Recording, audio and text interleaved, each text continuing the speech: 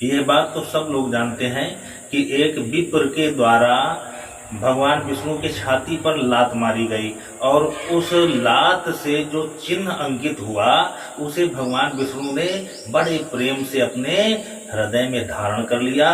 वो उनका आभूषण बन गया। लेकिन वो विप्र कौन थे और किसने भगवान विष्णु को लात मारी थी, शायद कुछ लोगों को न पता हो।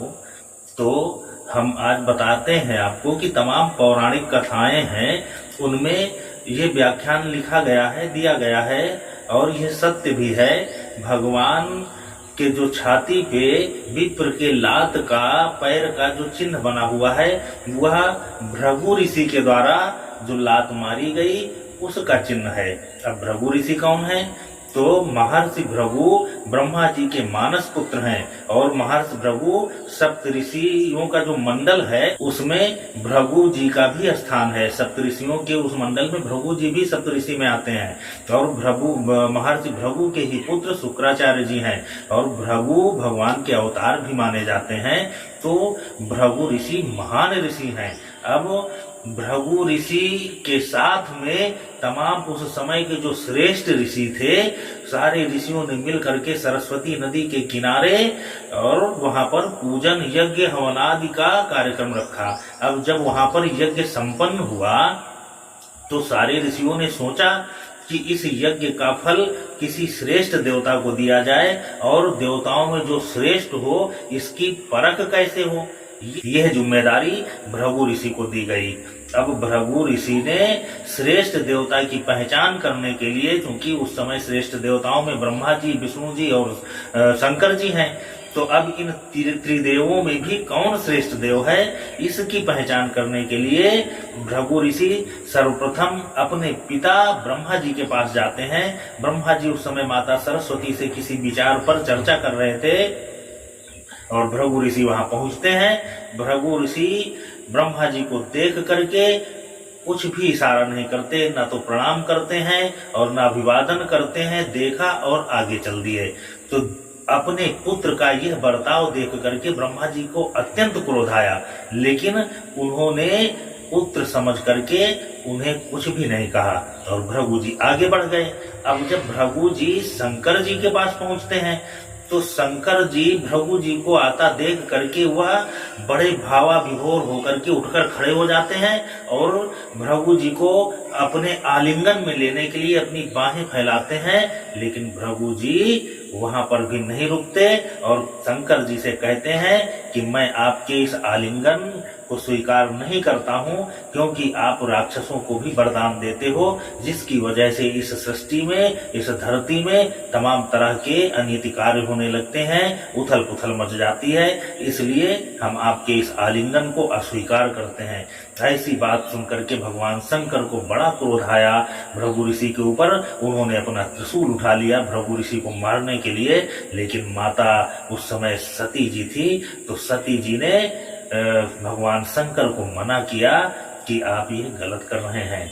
भगवान शंकर का किसी तरीके से क्रोध शांत हुआ और भृगु जी आगे बढ़ गए।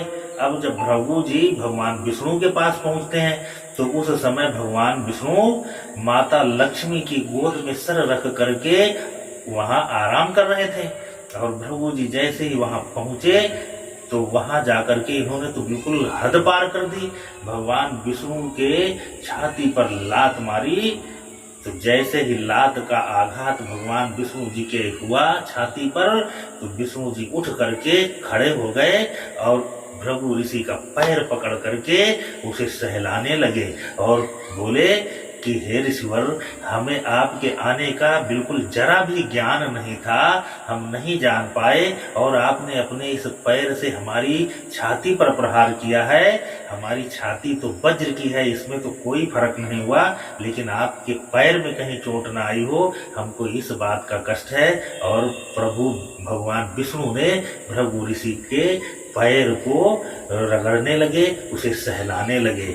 भगवान के यह बर्ताव और यह क्रिया देख करके भृगु का हृदय पसीज गया और भृगु ऋषि ने भगवान विष्णु का वंदन किया और वहीं पर उन्होंने कहा कि आप ही इस ब्रह्मांड के सर्वश्रेष्ठ देव हो। हम लोगों के द्वारा जो किया गया यज्ञ है, उस यज्ञ की आहुतियों से जो मिलने वाला परिणाम है, उस यज्ञ के भोक्ता आप ही हो। ये है भृगु ऋषि की कथा।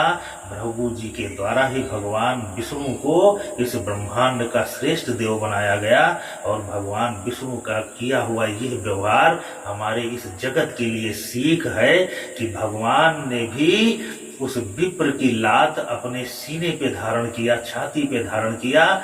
जो विप्र परोपकार के लिए तप यज्ञ साधना करके उनसे संचित पुण्य को परोपकार के लिए किसी श्रेष्ठ व्यक्ति को देना चाहता है, ऐसा व्यक्ति अगर लात भी मारता है तो उसे हृदय में धारण करने वाले हमारे प्रभु भगवान विष्णु हैं। अब इसका मतलब ये नहीं है कि आप किसी भी भेषधारी की लातें खाने लगो, भेषधारी की लातें नहीं खानी है, लेकिन वास्तव में अगर वो ऋषि परोपकार के लिए अपना जीवन खपाए बैठे हैं और उससे संचित पुण्य, विश्वामित्र ने अपने जीवन को खपा करके जो शक्तियां अर्जित किया, जो साधन और संसाधन अर्जित किया, उसको भगवान को दिया। अगस्त ऋषि ने जो भी अपने तप बल से मंत्र यंत्र तंत्र अर्जित किया, उसे प्रभु श्री राम को दिया। ऋषियों का, ब्राह्मणों का, संतों का तो यह कार्य ही है कि वह अपने आप को खपा करके जो साधन और शक्तियां संचित करते हैं, वो पात्र व्यक्ति को उन सारी शक्तियों का मालिक बना देते हैं। बस वो पात्र व्यक्ति होना चाहिए और पात्र व्यक्ति अपने युक्ति बुद्धि शक्ति के बल पर धर्म की स्थापना करता है। यह इस कथा का मर्म है। लेकिन किसी भेषधारी, कालनेमी और रावण जैसे लोग जो हैं, इनके बहकावे में नहीं आना, क्योंकि भेष तो राहु ने भी देवताओं का बना करके अमृतपान करना चाहा, लेकिन यही भगवान विष्णु ने उसका सर काट दिया। भेष रावण ने बनाया था, साधु का भेष बना करके माता सीता के साथ छल किया और ब्राह्मण कुल का होने के बाद भी भगवान राम ने उसके वंश को नष्ट कर दिया। और भेष तो कालनेमी ने भी बनाया था, लेकिन भगवान हनुमान जी ने उसको भी नष्ट कर दिया, मार दिया। इसलिए भेषधारियों के लिए यह कथा नहीं है। यह कथा जो वास्तव में समाज के उत्थान के लिए, धर्म के उत्थान के लिए, जो विप्र, ब्राह्मण, संत, योगी, मुनि, ऋषि अपनी इस शरीर को खपा करके, अपना समय खपा करके, अपने तमाम दुषा कष्टों को अपने शरीर में सहन करते हुए भी जो शक्तियां अर्जित करते हैं, संचित करते हैं, उन जैसे विप्रों की भगवान विष्णु भी लात को हृदय में धारण करते हैं। इस कथा का मर्म यह है।